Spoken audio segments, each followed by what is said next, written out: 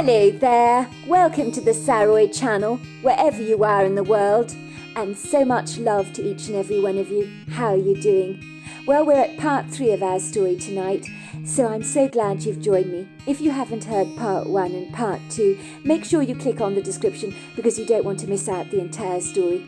I do hope you're doing fabulously well. I'm doing great, and I'm so glad you've joined me. So let's get started with part 3 of our story. The night was quite light.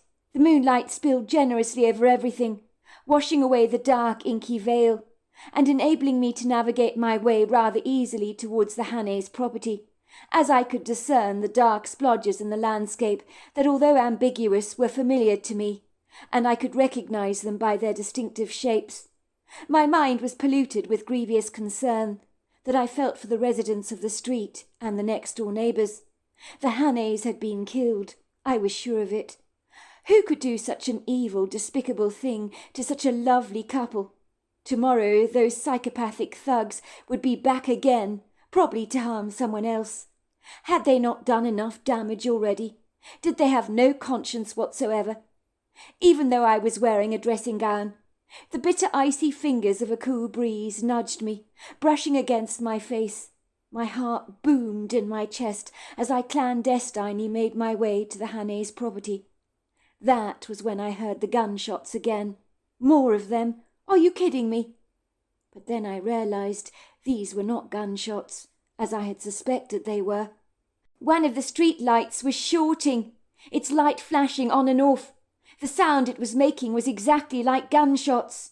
I sighed with monumental relief as I studied the street light and began to laugh to myself at the ridiculousness of this whole situation. I was about to return to Walter's house when I noticed this tall black form that I initially thought was a hefty stump of a tree, but it began to move. It was looking up at the street light, shaking its head. What the hell is that? The night was becoming even more bizarre. First that weird dream that was so real, now a street light that was popping like gunshots, and now a strange giant-like creature that was definitely not a bear, standing under a street light, watching its sparking yellow light as it shorted. I was curious about this huge, robust form, standing on 2 feet at approximately 9 foot tall, with a very distinctive shape, and the stature of a human being, only gargantuan in its proportions. She was covered in long, flowing, dark hair, although I couldn't exactly discern the colour. I had no way of knowing that this was a Bigfoot at the time, but years later I was able to put a name to this idiosyncratic human-like creature that I was beholding. I'm not really sure how I reacted. How do you react when you see something so bizarre? The night had been so preposterous that even if strange green men popped out of the soil or fairies floated through the trees, I'd have probably accepted the oddity. Should I have been terrified? Absolutely. There are no words to describe the size of this thing. And the fact that she was all black made her all the more intimidating, because black masses in the middle of the night seem to have more in common with your darkest nightmares. I stared at the ambiguous creature, who was looking back at me with treacle-coloured eyes. She shook her head, pointing at the street light. "Not safe," she said. "Kulati! Kulati!" She spoke to my mind, and I comprehended her words. The next minute I knew, I heard a car rolling up to the Hanne's property. There were blue lights flashing on and off, and 2 armed police officers climbing out of their car, having heard the reports of gunshots on our street from a resident who, like me, feared some people had been killed. On seeing me, the policeman looked annoyed. "What are you doing out here, son? You should stay in your house if you hear gunshots, to avoid becoming a victim of a crime." "It's a false alarm, officers," I told them, pointing to the light shorting on the street.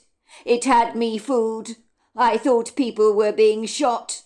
I think you will find the perpetrator here is a long vertical pole made out of steel with a glass head, and is approximately 18 foot tall, firing blanks, I imagine."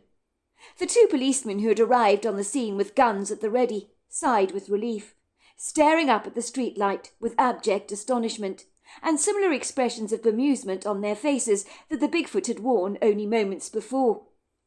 "God, I've seen everything now. "Those lights sound like gunshots, you're right." When the officer said he'd seen everything, I smiled to myself clandestinely and thought, "No, you haven't, sir. You don't know the half of it. I saw something tonight you would never believe, even if I told you." I looked around for the ambiguous creature I'd seen, but she'd all but vanished, with such stealth I'd never even seen her go, as I'd been distracted by the arrival of the police vehicle, and when I returned back to Violet's house, to be greeted by two slightly nervous Pekineses, who sensed something was amiss, I couldn't get the creature I'd seen out of my head. It was difficult to believe that it had been real. It almost seemed as illusory as my dream had been, but I knew that I'd seen that creature. It must have been about a month after Violet and Walter returned from their trip to England, although I can't be sure. They'd enjoyed a fabulous holiday there, and according to Violet, the passage of time appeared to have melted the rifts between her and her sister Sabrina. "It was so wonderful, Montgomery," she told me. "We settled our differences. We got on so well during the holiday on the Norfolk Broads. I think being that much older, we're more worldly wise these days, and less immature, and we just seemed to click. I have to tell you the good news, Montgomery. You won't believe it. Those god-awful thugs have finally been caught and arrested." Then she told me the story of the man who ran the old tavern bar in town. Godfrey's account. When you work at a bar, day in and day out, as I do, you hear things, and when people are inebriated, you wish you didn't hear things, even if you try to block your ears. I'd say that the clandestine secrets in people's hearts have a way of crawling out like a spider from a drain. Granted, hairdressers often hear gossip, but not the kind of things you're privy to hearing about when people's tongues get decidedly loose after a drink or two. And believe me, tongues can really wag, and people's dirty laundry has a habit of being aired rather inappropriately when a person is not completely in control of their faculties. I know many people's little secrets, like a Catholic priest might do in confession, and not all of it is pretty, but as a manager of a bar, I tend to keep stum. I wouldn't have a good reputation otherwise, if I had a nasty habit of blabbing about my customers' misdemeanours and spilling all their dirty secrets. There is no point in setting the cat among the pigeons when you want to maintain the peace and keep your customers coming back. It was a normal Friday evening at the tavern for me. I was serving many of my local customers, many who over the years have become very good friends. Two young men walked into the bar, whom I'd never seen before. I instinctively did not like them. They had this cockiness about them, as if they thought they were all that. I've often seen it in youngsters who grow up in wealthy families and have the attitude of self-entitlement, as if the world owes them a living, and they are second in line of being crowned King of England, that kind of attitude. It was a lot like that, and it's ugly to see in youngsters behaving as if they think they are God's gift to humanity. These youngsters certainly got the attention of the locals, who were probably wondering what the hell they were doing here, for no one had seen them before a day in their life. One got the sense they wanted everyone to notice them, as if they were up-and-coming movie stars or part of a boy band that was coming into public appreciation. The way they swaggered into the bar, almost as if they owned the place, was disconcerting and disrespectful to say the very least. Many of the locals sitting at the wooden tables stopped drinking, staring at the youngsters curiously, as you would a rather unusual bird in a zoo enclosure. Not out of admiration, of course, but more with the "what the hell did the cat drag in" kind of look. The two young lads stuck out like a sore thumb in this area, as they weren't local, and their clothes were very hip and trendy, and rather expensive for young men that clearly had not finished college yet. I imagine they were the progeny of rich parents, which was why they were so obnoxious, for they'd never worked for anything a day in their lives. To gain a little humility, that was clearly apparent to me. When one of the young lads asked me for a drink, he did not even so much as extend any common courtesies like please or thank you, but spoke to me in a brusque, condescending manner, as if I was a lower form of pond life. I'm used to young men giving me respect, but these men did not know the meaning of being polite. I have met rude people in my time, as in my line of work, that goes with the job.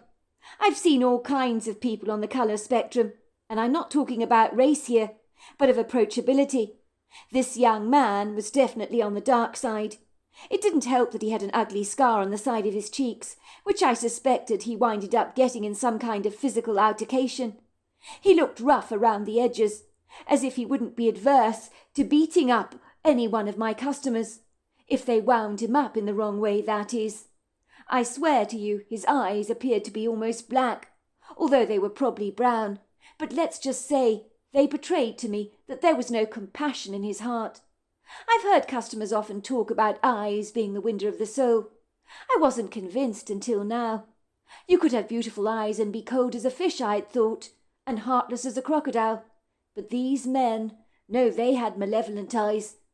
I probably looked at his scar a wee too long, as I was wondering how it had occurred, when he snapped at me. "What's your problem, sir? Never seen a scar before?" he snapped. "Sorry, I do apologise. I didn't mean to stare. It looks as if it might have been painful." "I mean, what happened to you?" I asked bashfully. He glared at me. "Mind your own business, sir. Are you going to give me a beer or not? Or am I going to wait all day? I can see the service around here is slow. Your bar looks like it belongs in the 50s. In case you've forgotten, we've moved on. We're living in the 80s now. I think the vintage look has died out now. But I guess these old codgers, like yourself, are stuck in a time warp. Are there no hipster places in this goddamn town? Is it really that rural?" I said nothing as I was pouring their beer. I prefer not to create confrontation of any kind, and I'd learnt not to let prickly people rub me up the wrong way, and this young man was a cactus. I noticed both men were wearing expensive jewellery. I'm not used to men wearing jewellery, so it got my attention. They were wearing gold chains around their necks that looked pretty real to me. What got my attention was a young man's fat wallet that was bursting with notes. It certainly confirmed to me that these young men were stinking rich, and I almost cursed their parents for enabling them to become so stuck up and condescending. Did they not realise what kind of precocious brats they'd actually raised, that were hardly an asset to humanity? For some reason I decided to keep a close watch on these two youngsters, as I was uncomfortable about their presence in my bar, and was worried that they'd stir up trouble. As I suspected, they began to drink and drink, until they were completely bladdered. It would seem there was no restraining their alcoholic ingestion. At one stage they were talking to another drunk young man, whom I'd never seen before either. He arrived on the scene and joined the other two young lads. I was collecting some empty beer mugs at a table, placing them on a tray, very close to where the drunk men were sitting. They were slurring on their words and boasting about something. I overheard the intoxicated drunk man with the scar saying, "I've killed someone before. Ha ha! No big deal. No big deal. I'll never be caught. I'm too clever for the cops. They'll never find me." The young man said, "Nope, you haven't. You're lying. You're lying." "I have, haven't I, Bart? Have I killed someone, Bart? Tell him I've killed someone." The other man hooted with laughter. "I saw it myself. He's not lying. We nearly did the same a few weeks back, when we held that old couple up in a house not far from here. Oh, my God, they were begging for their lives. It was pathetic, pathetic. We cleaned them out, we did. We got rich on their account." It was in that moment I knew these men were the young men that were responsible for the home invasion in our town that everyone had learnt about. So I promptly called the police. Everyone in the bar clapped and jeered as the men were arrested.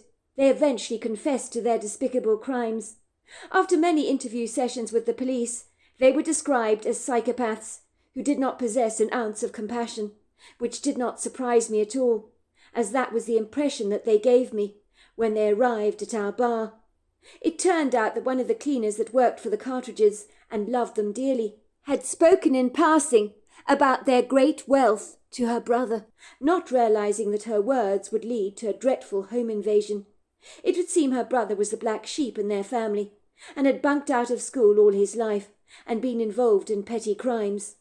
One day she'd introduced Mr. and Mrs. Cartridge to her brother, who had picked her up to take her to their family home in Spokane for dinner.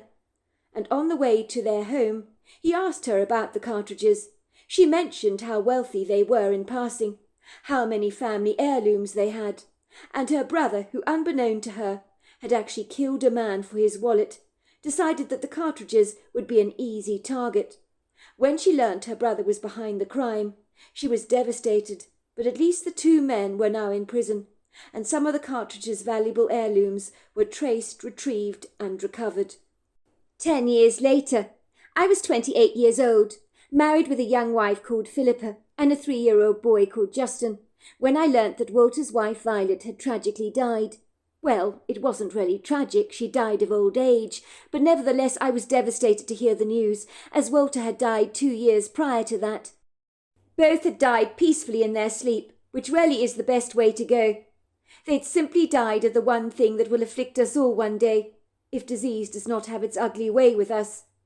When I was contacted by Violet's solicitor, a man called Hugh Thompson, I was informed that Violet had left the house in Washington to me, along with 2 3-year-old Pekingese dogs called Napoleon and Rembrandt, which she had asked me to take care of, which was the least I could do in the circumstances, and besides I love dogs. I was so touched that the lovely couple, who had no children of their own, had chosen to leave everything to me. By all accounts, for a young couple, a financial blessing like this is a monumental gift, and for me and my wife I was grateful to Violet and Walter for this incredible opportunity that could ultimately transform our lives exponentially. When I took my wife to see the house we inherited, I never expected her to act so positively to the place, but for my wife it was love at first sight when she saw their residence and the potential it presented. She rarely liked the green leafy neighbourhood in Washington so much. It was becoming one of the most sought-after places to live in recent years. There were good schools and parks in the area, and it was the ideal neighbourhood to raise a family, if you could afford a house there. Many of the houses I'd seen 10 years prior had now undergone radical transformations, and some of them looked almost grandiose, and were selling for a great deal of money. "This is it," I told my wife, as we drove down the long street, fringed on either side of the road with tall, lofty oak trees that had enjoyed a growth spurt in the last 10 years. They dappled the street in a delightful shadowy light, their boughs interlinking together, forming an attractive archway above the road. What a difference 10 years could make! I barely recognized the street. It had upgraded itself so much. The one thing all the houses had in common was that they stood elegantly side by side, but you could tell each property had a sizable backyard that overlooked a large sprawling area of publicly owned forest. When we drove up to Violet's classic-style home, my wife's brown eyes widened, and I could sense her excitement. I've never seen her get so enthused about anything before. "Oh my God! I can't believe it! You inherited this! I never expected the house to look this amazing. It's absolutely charming. The neighbourhood is so serene and peaceful." I pointed to the street light. "That's the place. Remember I told you, when I encountered the Bigfoot." I had only ever shared the idiosyncratic encounter with her, no one else, as I was concerned that nobody else would actually believe my outlandish story, when I was struggling to actually believe it myself. It had happened so quickly, and over the last 10 years, it was easy to doubt it had happened to me at all. I would review the memory in my mind over a dozen times and ask myself, did that really happen? Could I have imagined the whole thing? But try as I might to convince myself otherwise, that it had just been a figment of my imagination, I knew it was not. But the chance encounter was so fleeting, it was easy to keep re-examining what I'd seen. My wife had been incredibly intrigued by my story. "You mean you thought you heard gunshots, and then you discovered a street light shorting that sounded like gunshots going off? You thought the neighbours had been killed by thugs at the next door house, went outside to investigate, and underneath the street light was a Bigfoot who told you it ain't safe. Did you actually hear the Bigfoot talking to you? I did not hear her talking audibly, if that's what you mean. It was more like a strange voice in my head, but it was clearly not my inner voice. I know the difference. I didn't see the Bigfoot for terribly long. The police arrived on the scene far too soon to investigate the reports of a shooting. So the Bigfoot disappeared into the woods. Even though it was dark, she moved like a ghostly shadow. She looked like she was floating. How do you know it was a she? The wife had asked me. Did you see her breasts? It was too dark to notice those details, but I think I just knew she was female. Sometimes you just know things without any real explanation. Perhaps it was an energy or something. As my wife stared at the streetlight, she asked me teasingly, "Do you think they've actually fixed the streetlight since it was shorting all those years ago?" "I should hope so, sweetheart. Otherwise, hearing gunshots every night will become the norm." "I think we should move here, Montgomery," said my wife. "I don't know, it just feels so right, doesn't it? And I love the area," she said, taking in the classic features of the traditional 1950s house that was probably the only house in the street that had not been renovated in recent years. But because it was so classic in style, it still looked like it very much belonged. "That's what Violet said when she first saw the place," I hastened to say. "She said it was love at first sight. Reminded her of the house she had lived in Norfolk as a young girl. I think you would have liked her very much, but how can you be sure you will like this place? You haven't even been inside the house to check it out. You don't even know if you're going to like the interiors." "I love it already, Montgomery. Don't you see? The neighbourhood is absolutely perfect for us. There are great schools in this area, green parks, and the sprawling wood grove behind the property. This would be the ideal place to raise our kids. Don't you think you could get a veterinary job out here somewhere? Please," she begged me. "I like this neighbourhood, I really do. It's amazing. Do you know, I can understand why Violet lived here until she died. I wouldn't want to leave this place if I'd been in her shoes." "You do realize both Violet and her husband died in this house? That could be a deal-breaker for a lot of people who can't abide living in a place where others have passed on. Does that trouble you?" "I absolutely don't mind that at all. They were both amazing people. If their energy is still around, that's great. Why would I be worried about such a thing?" My wife suggested we moved into the house forthwith. Philippa was exceedingly practical in every sense of the word. She also had a great eye for beauty, and had transformed many unsightly homes from sowars' ears to silk purses over the years. "I didn't expect this," she said, shaking her head in disbelief again and again. "I really did not expect this. This is a turn-up for the books. I thought when you inherited this place that it would be pretty run-of-the-mill, standard actually. But this 1950s house oozes absolute charm. I'd love to transform the place. I think it would be a beautiful renovation project. It's classic in style, and that's the way it will remain. This kind of look, it just doesn't date. It never goes out of fashion." "Well, if you're sure. I thought you wanted us to sell it." "Are you kidding, Montgomery? It doesn't get better than this for us. We could never afford to buy a property like this at this stage of our lives. And I would love to live in an area like this. I'd be damned if we sold it to someone else." My wife was an interior decorator, and she saw the old 1950s house as brimming with potential, insisting that she could update the furnishings and transform the place. "I love old houses," she told me. "Why don't we move in, and you can see if you can find a job as a veterinary surgery in the local area? It's a win-win situation for us all."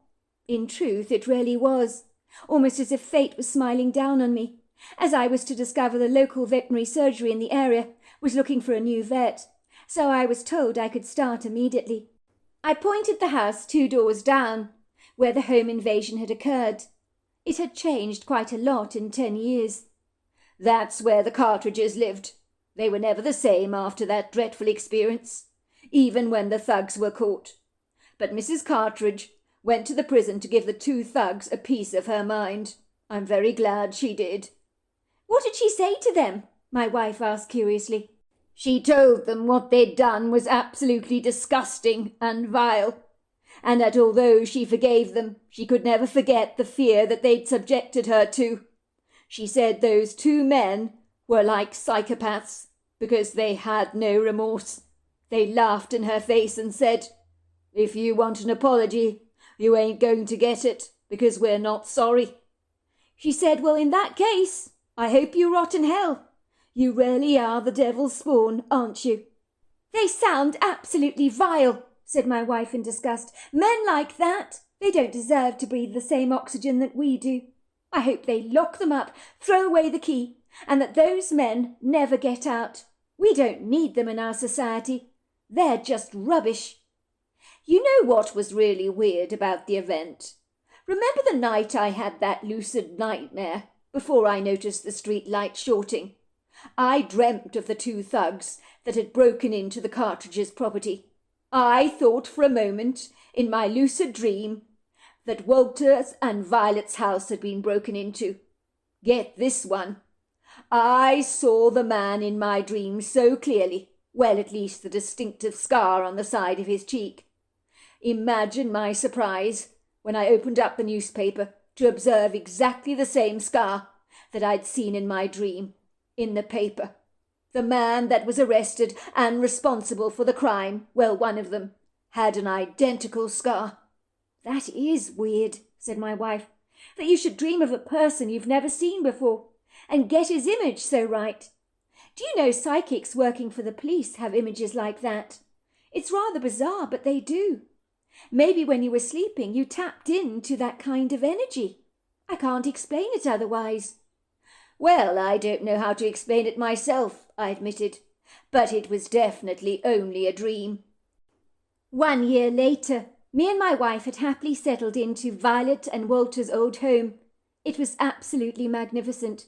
We had 2 Pekingeses inherited from Violet, who settled into life very easily, with our 2 Great Danes, Monty and Milo, and no prizes for guessing who ruled the roost in our home. Our 2 Great Danes realised that the Pekingese were definitely in charge. My wife had completely renovated the home, as Violet had left us some money, which meant we could afford to transform the house. It looked absolutely amazing. We had made friends in the local area, and we found an excellent nursery school for our 5-year-old son, so things were great. Not only that, but I'd found a fabulous job in the area and had helped save a few animals from being euthanized by finding alternative treatments for them, which was outside the treatment protocol of veterinary medicine. Off the record, I advised my clients to try some of these natural remedies as a last-ditch attempt to save the animal's life, and I hasten to say we had a degree of success and very happy customers as a result, which meant many people referred me and I became well known by word-of-mouth recommendations. One day I decided to stay at home to babysit our 5, almost 6-year-old son Justin, while my wife was meeting up with a customer for interior design advice, telling me she'd be gone for most of the afternoon, as Mrs. Pellington was one of the most difficult clients you could ever hope to meet, who was so indecisive she'd likely be jumping through choices like a frog on a water lily. It took several lifetimes for her to make any concrete decisions about anything. My son was sitting with me in the living room drawing with crayons on paper to keep himself preoccupied. I think my wife calls them in colouring in books, but my son always failed to keep his scribbles within the boundaries of the drawing. My afternoon began with a phone call from one of my customers, discussing a problem she was having with her dog's incontinence. After I spoke to her and offered her some reassurance and sound advice, I returned to my project feeling reasonably upbeat and focused. I believe I was whistling away happily as I was doing this do-it-yourself project, but it began to get increasingly more complicated and was getting the better of my good mood. Why anybody bothered to do any of these projects, God only knows. They were more trouble than they were actually worth. I was not a carpenter at the best of times, so it was hard to see the wood for the trees, as the Chinese instructions were more like reading hieroglyphics, and the translation into pidgin English was equally as frustrating. "Damn!" I kept saying over and over again, as I tried to work out which piece fit where. I think I was tearing my hair out in frustration, trying to comprehend the very bad broken English. The 2 Pekingese were lying on the sofa, with eyes contentedly shut, not taking any notice of my swearing. Both my Great Danes were also lying on the floor, with legs outstretched and large heads resting on paws. One of my Great Danes barked for a brief moment, becoming ever so slightly restless, but I suspected he'd seen a bird flying past the window, and that never failed to excite him, even in the throes of a deep sleep. It was so blissful to be tucked away indoors, staring out at a very peaceful, serene, incredibly quiet winter landscape that would soon be preparing itself for the first snowfall of the season. You could feel the crisp, sharp iciness in the air that almost bit you on the skin. It was almost as if the surroundings were taking a deep breather, waiting to be crowned with the resplendent white cushioning that would soon arrive. The deciduous trees in the woodgrove had shed their summer coats, so their golden leaves lined the footpaths like confetti. Their naked skeletal boughs clawed the sky eagerly, as if begging to be adorned with their icy white winter coats, so that their shameful nakedness would find some modesty again, while the evergreen trees were proudly attired in their green needles, and didn't have to hide in the shadows, but like the deciduous trees, they also waited to be adorned in their new winter finery. It was cosy in the sumptuously comfortable living room, with a beautiful wood-burning stove ablaze with bright red flames, cracking and spitting away merrily. The interior warmth misted over the windows that overlooked the backyard and the sprawling woodgrove beyond. It was beginning to look as if the snow would soon be all but a sneeze away. I could see a few snowdrops floating down from the heavens like confetti.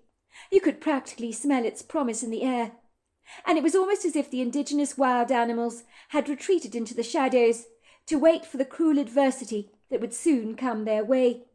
Some of these species, like the raccoon, the squirrel, and the bear, had sensibly gone into hibernation, much like I was doing tucked away in the warm house, with my dogs, avoiding the drop in the temperature like the plague.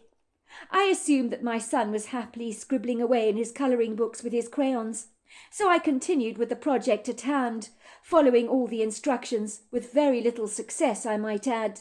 Damn, I kept saying, trying to make sense of the whole thing. I'm ashamed to say that I was so very distracted that I didn't even notice that my son had not been bothering me, complaining that he was hungry, thirsty, or terribly bored. He hadn't intruded on my project, and I hasten to say that not for a single moment did I think to myself, "Where is my son?" as a discerning mother who was on the ball would naturally have done. It was when I was literally pulling my hair out with frustration that I looked up to see that my son was not in the living room with me. I thought maybe he'd gone to potty all on his own, or was in the kitchen getting himself some cookies and milk. I ambled over to the kitchen, and to my absolute astonishment, I discovered that there was a chair under the kitchen door, and the door was wide open. My son had obviously climbed onto it so that he could open the door on his own. He had trespassed outside the door, which was banging on its hinges magnanimously, inviting the freezing cold air to invade our home like an unwelcome guest. What on earth had he done that for? He knew better. I was incredibly annoyed with him. He knew if he wanted to go outside, then he needed to ask for permission first. Me and my wife supervised him all the time, so what was he doing outside all on his own?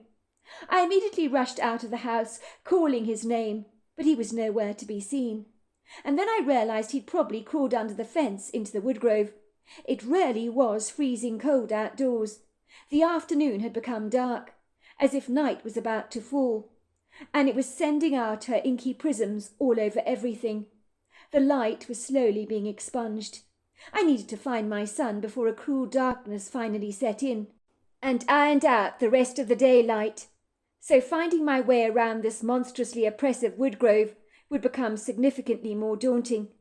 I've never been the kind of person predisposed to panicking, but I don't mind admitting to you that my heart was thrusting itself against the wall of my chest so hard that every single cell in my body vibrated from the disturbance within me. I didn't notice the nip in the air, or the uncongenial Arctic hands of the wind brushing its frigidly fierce tentacles against my face. I got on my hands and knees, crawling under the fence, calling out for my son, in the sprawling grove of trees that stretched out for an eternity like an all-encompassing yawn. When I called out my son's name, my frantic echoes returned to me, bouncing through the trees like a rubber ball. I was staring at a wall of lofty trees that hemmed me in from every side. It truly was like walking through a cornfield or a maze. for everywhere looked exactly the same. My son could be anywhere in here, and it didn't help that the trees were so densely packed, so close together. In that moment I experienced a person's worst fears, when you know your child is missing, and you hope to God you will find him, and you don't actually know whether you will. I ran aimlessly through the trees, calling out his name. The desperation in my voice was so discernible, and then all of a sudden my mind was flooded with a deep peace, as I knew all would be well. I can't explain this experience to you, for it was so enigmatic, but it was as if a voice had whispered into my heart, and I knew it was a voice that could be trusted. For some reason, I remained rooted to the spot. I waited, as if I was expecting something or someone. I don't even know what I was expecting. Was I imagining my son to pounce out of the earthen soil like a snowdrop? I don't know, but something told me to remain very still and to wait, and I did just that. I failed to notice how numb with cold my hands had become, and that my entire body was shivering uncontrollably, because I was only wearing a sweater and jeans.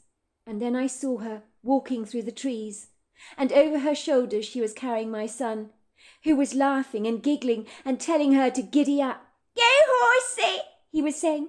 "Go, horsey, giddy up, go, horsey," he said, slapping her on the side. When I saw the female Bigfoot, she recognized me at once, and I recognized her.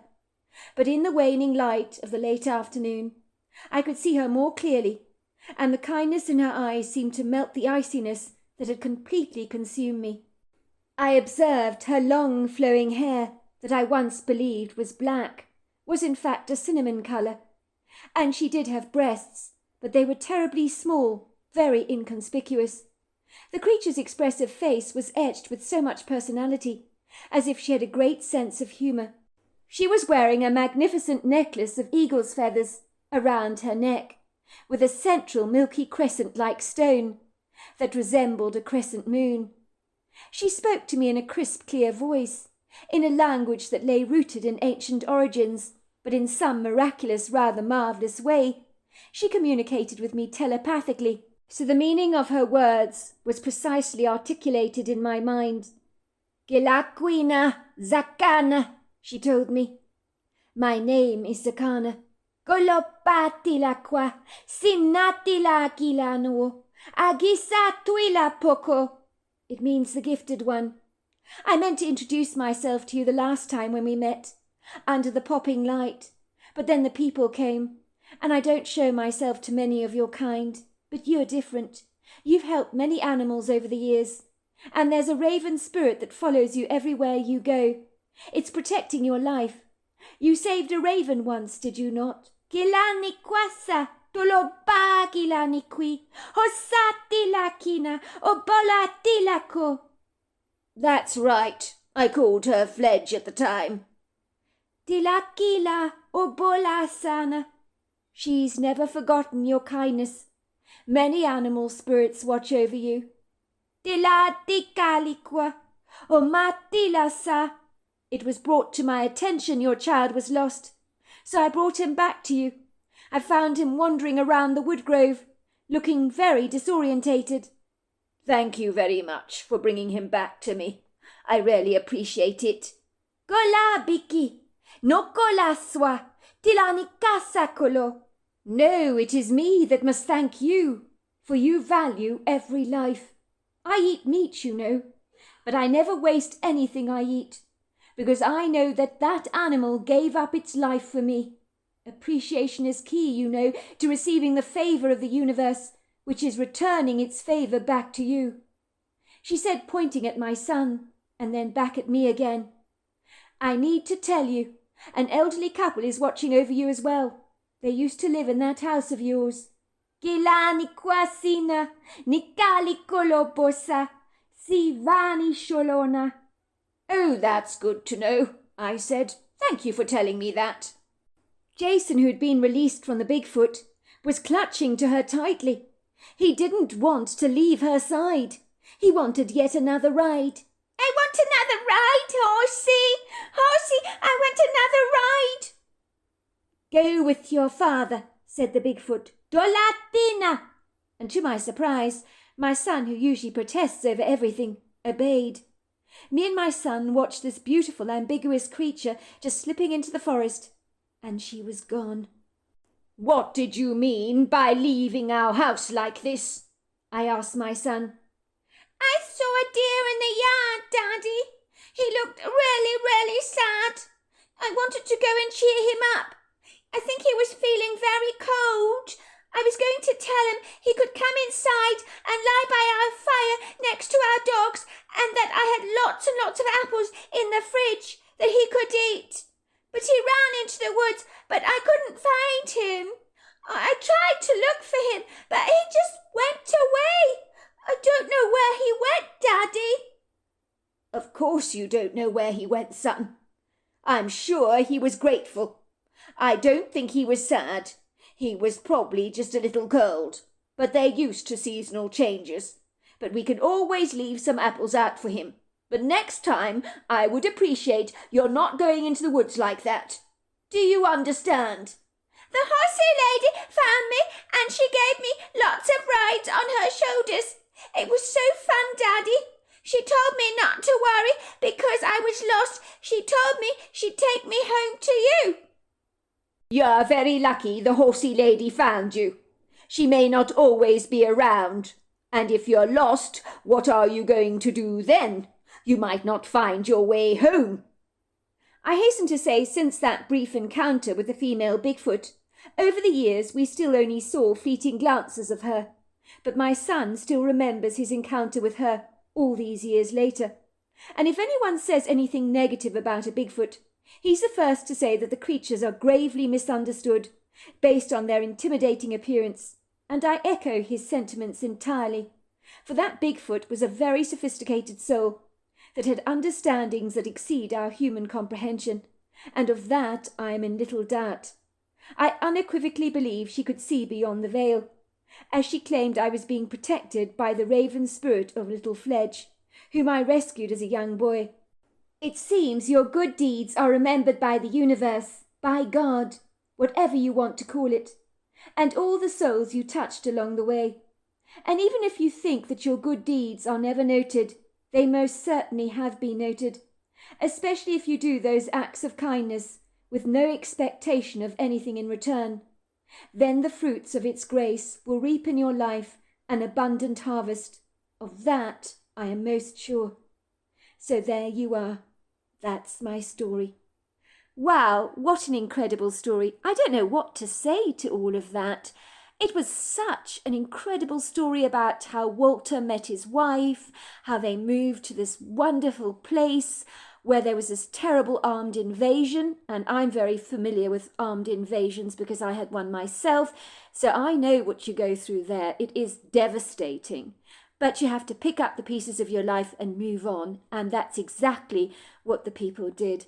But I'm so delighted that those thugs got caught, because they deserved to be caught, and clearly they were psychopaths. And I do think that to do that kind of thing to another human being, you really don't have any compassion, because no decent human being would ever do that. And I certainly found that to be my experience. And as far as the child going missing, and then encountering that female Bigfoot, and the spirit of Fledge looking over him, and probably bringing his son right back to him, it shows you that your good deeds are remembered, and you know what? I believe they are. So until next time, goodbye and good night.